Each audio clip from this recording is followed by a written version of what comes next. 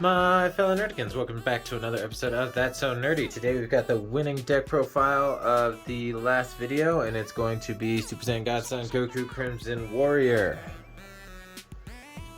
I've actually been meaning to feature this deck on the channel for a while now, but with Zenkai coming out and the boost that it got from that, I decided to wait until I got all the cards for it. So on the front side, he does not draw on swing, but he's got an activate battle that when this card specifically is in battle, you can pitch a Saiyan from your hand, draw a card, take up to 1 life, and then once you have 5 Saiyans in your drop area, or you're at 2 or less life, but the 5 Saiyan thing is pretty much how you're always going to be awakening in this deck. But if you get 5 Saiyans in your drop area, you can tuck them under your leader to awaken. You awaken by restanding 1 energy and drawing 3 cards. On the front side, on swing, you get to draw a card and restand 1 energy. And the activate battle is you can pitch cards from under. Once per turn, you can pitch cards from underneath your leader. For each card that gets pitched, your leader gets an additional 2k power for the turn. Or battle, I mean, not turn, sorry. For the battle, and then if you pitch 3 or more cards from underneath your leader with this skill, you get to restand an energy and draw a card. So, jumping right into our Unison package, and we are only running 1 Unison, and most people are not going to think it was this one, but we are running Baby the Unknown Parasite, because it is a 3-cost Unison. It pluses up for 2 markers. You get to draw a card, and then when you minus 5 markers, you get to give your leader plus 15k double strike, and you can activate counter cards in your hand without paying their energy cost by pitching 2 cards from your hand. So that comes in very handy for the win strategy of this deck. Most people who have played this game for a while now will know what combo this guy typically leads into. But we'll jump off that bridge when we get there. So, moving into our battle cards. First one we're playing is 4 copies of Great Saiyaman Call of a Hero. He is our 1-drop searcher. He searches the top 5 for a 3-cost or less Saiyan, or a specified 3-cost Unison. So if you're not seeing the Unison, then that's a way to search it out. He's also something that you can pitch for the Unawakened Leader skill, because he is a Saiyan. Yeah, that's pretty much all he does. He's got 5k combo power and 4k attack power, so you're not going to be swinging with him or anything. If anything, if you play him to the board, you're probably going to be comboing him off to either awaken or stick him into your Z energy, because once you awaken in this deck, pretty much every combo that you can, you're trying to put something into your Z energy. And with this leader's activate battle, that's actually really easy, especially considering these next cards I'm going to go over. We're playing 4 copies of Son Gohan Harness Power. If he is pitched from underneath your leader, if there are no battle cards in your battle area, you can combo with him, so he becomes a 7k combo, because your leader gets the plus 2k, and then he gets the 5. He has a natural 5k, so that's 7k on top of what you're already comboing with. And he's got an auto that if you pay 1 blue energy after he's comboed with, you can play him from the drop area in rest mode. That doesn't typically come up, because typically if you're comboing him from underneath the leader, you're going to be just charging him straight into Z energy. But he is another target that is searchable off of the Great Saiyaman. Now, next we are running 4 copies of Vegeta Harness Power.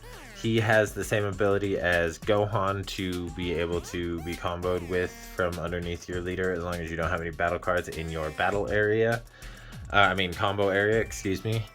But Vegeta, his power is a little bit different, because when you combo with him, you actually get to bounce something from your opponent's combo area back to their hand, which is really, really good, especially against decks that play multicolor super combos and want to like arrival things of that nature. You can just bounce their most important combo piece back to their hand. Like for example, if your opponent is trying to combo with their Piccolo and Gohan SCR, and they're swinging at you and they're trying to play their use their Piccolo and Gohan SCR to push for that extra damage and then be able to play it out afterward, you can just use Vegeta to bounce it right back to hand. Speaking of multicolor super combos, since this deck does have a really decent amount of draw power, we're running SS God, Super Saiyan God, Son Goku, Magnificent Might. If you have a blue card in your energy, you get to minus a leader or a unison card by 5k power, and if you have a red card in your energy, you get to minus a battle card or a unison card by 5k. So he could be essentially a 20k combo if you're comboing against a unison and you have both red and blue present in your energy, which you can do. It doesn't come up very often, but when you are able to do it, it actually does feel really, really good. Now, what we would end up charging for red energy, if we were going to be charging anything for red energy, because we're not going to waste a super combo, especially since it has energy exhaust. But typically, you're not going to be charging these, but we're running 4 copies of Unbreakable Super Saiyan Son Goku. What I was saying that you're typically not going to be charging him is because he's combo fodder. You pay 1 to combo with him for 10k, and when you combo with him, you get to draw a card. So he helps you build Z energy, helps keep your hand up. If, like I was saying, if you get to the point and you would like to, you can charge him into energy, and then it fully turns on the super combos ability, so to minus things, but that's not super important. It doesn't really come up that often, so it's not something that you really need to focus on. But he's really good for getting a little bit of extra draw power and a little bit of extra pressure through combo power. Now, to keep our opponents from being able to do too much damage to us before we're ready to let them do that, we're running 2 copies of Vegeta Ready to Rumble. He is a floodgate, and he's only hit by a few counter plays, so he's one of the safer floodgates to be able to play. Typically, what you'll have to worry about against Ready to Rumble more than counter plays is the counters, because if the counter happens, you just tap 4 energy for no reason, and that hurts. That hurts any deck, to tap 4 energy and just have that card be like, nah, never mind. But yeah, he's really good because when you counter with it, or when he's played, if your opponent wants to attack anymore, they have to pop in energy to attack, and he's also a 20k blocker, so that's extra protection as well. This is a new addition to the deck, and I absolutely love it because it just fits the dynamic really well, and it's just a really good card overall. And that's 3 copies of Super Saiyan Rose Goku Black Mortals Be Gone. 20k double striker that when he's played, you get to draw a card, and then bottom deck one of your opponent's battle cards with an energy cost of 4 or less, and you can play him out for 1 blue energy. If your leader is mono blue, a Goku Black, mono blue or Goku Black or Zamasu, and you have 3Z energy. You can play them out for 1.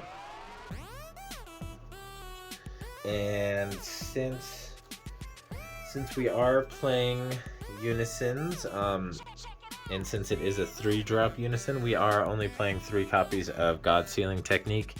It is the free counterplay.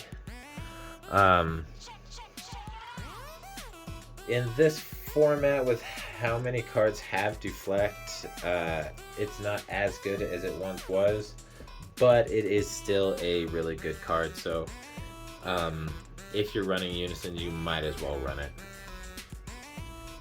Running 2 copies of Kale Rampaging Demon. This is for barrier removal. Because once you get to 7 energy, pay 5 energy to play it out, and then it wipes your opponent's board, sending it to the bottom of their deck, ignoring barrier, and then she gains barrier and dual attack for the turn, because otherwise she's just a 30k double striker with deflect. But yeah, she's just really good, especially in a deck like this that actually wants to go into the later game. It's a lot harder to be able to get this deck to do exactly what it wants to do because of how fast the meta is right now. But this deck does like to kind of stay in control. And I do plan on putting this deck to the test against Sin Shenron, one of the big hitters from this meta, and see exactly how it stacks up. I don't know if I'll be able to protect myself from the pressure, but I sure will try. We're running 2 copies of Baby Golden Avenger because it is the counter, and it is free. If you -5 on your unison, you pitch 2 blue cards from your hand to counter something. You get to draw a card, bottom deck something, and it's a 30k triple attacks or triple strike. So just really good pressure. And the reason that one of the reasons we're running counters is because this deck's win con is to deal damage. There's no sneaky win con that allows you to just cheat damage onto your opponent. You have to deal damage through attacks with this deck. And one of the ways to do it is running 2 copies of Miraculous Transformation, because this guy is going to floodgate your opponent. And then you want to try to keep him alive. It's not super important that you do, but you want to try to keep him alive in order to be able to EX evolve into Ultra Instinct Science on Goku here. So you pay 2 energy, pitch a card, and then EX evolve on top of this Goku here.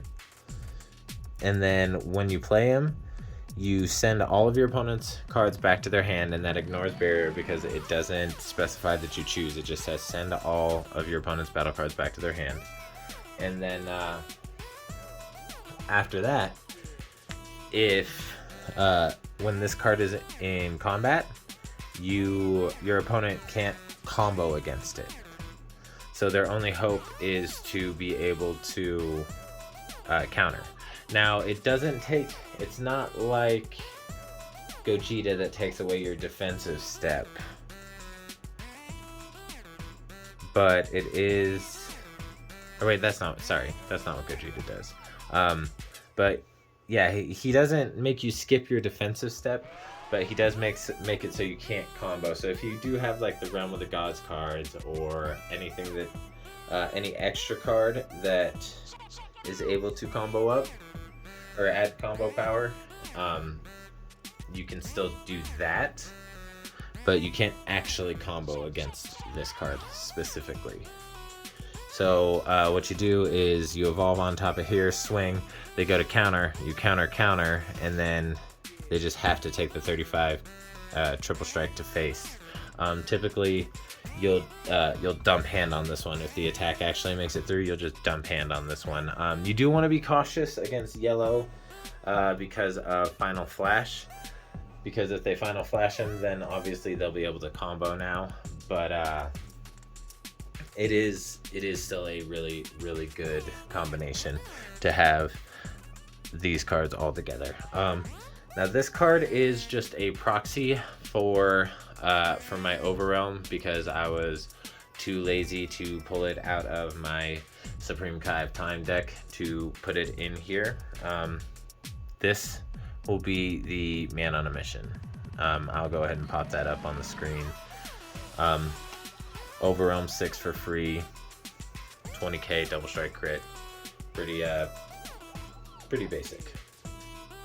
And then the extra card package, running 3 copies of Sensu Bean, because while Sensu Bean does help defensively, it's not super important in this deck. I've got a lot of you kind of want to combo in this deck as much as possible. That way you can build up as much Z energy as possible, and we'll get into why that is once we get into the Z deck. But then we're running 2 copies of Beerus Destroys, just for a little bit extra defense to help get to those later turns.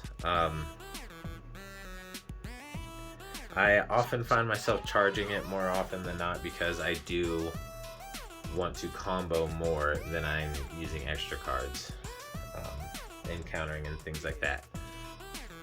Because, like I said, I want to grow my Z energy as much as humanly possible in this deck. But we're running, moving on in the extra card lineup, we're running 4 copies of Dimension Magic, because it's blue and it's Dimension Magic. And then to round out our extra cards, we're running 3 copies of Child's Army Reinforcements. And then for the SCR, pretty simple to figure it out. Since we want to go late game, we're going to be using Baby Hatch, because we want to stall out our opponent. And then that is the main deck. So let's go ahead and jump into the Z deck, and that is going to start with 3 copies of Cell Awakening of the Created, 25k deflect critical, and when it's played, you choose all of your opponent's battle cards with an energy cost of 5 or less and place it underneath them.